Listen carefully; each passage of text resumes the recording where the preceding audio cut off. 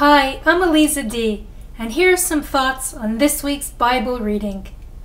We often hear people say, those who cannot remember history are condemned to repeat it.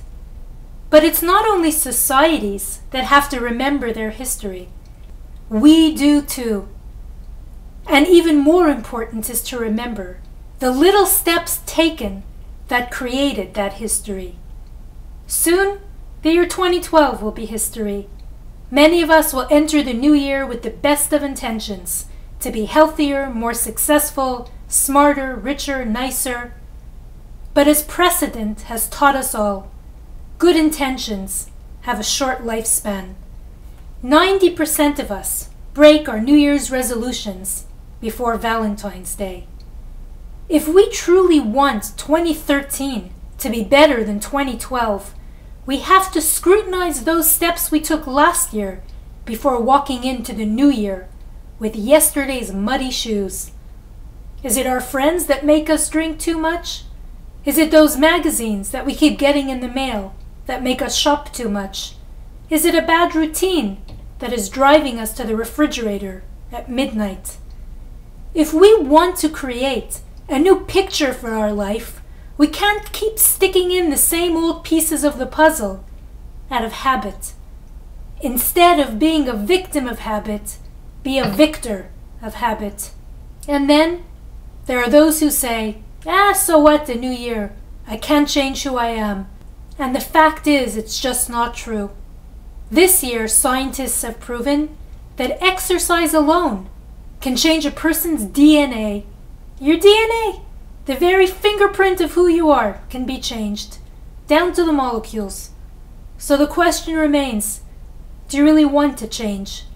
And if not, then why not? And then there's a third group of people, the people who are so regretful of their past behaviors that they keep beating themselves up over and over again for mistakes they feel they cannot change. And that too is not true.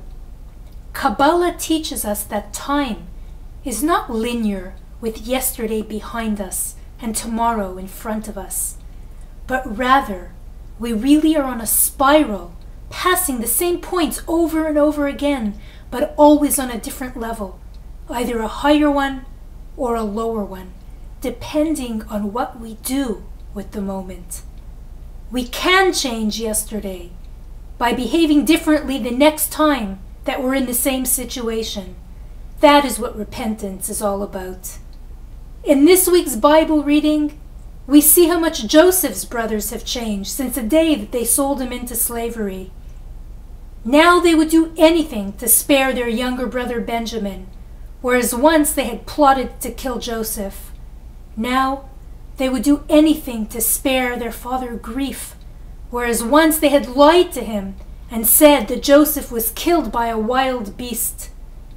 This time, they were even ready to die to make things right. They would do what it takes to fix yesterday, to fix themselves, and to fix tomorrow. They changed, and we can change.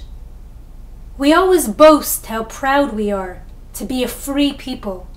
So let's not be a slave to yesterday's bad habits, yesterday's mistakes or stubborn thinking. Let's be resolute in our resolutions and have the courage to break our own cycles of self-abuse. When God was about to make man, he said, "Let us make man." And the question was raised, who is the us? Did God need a partner?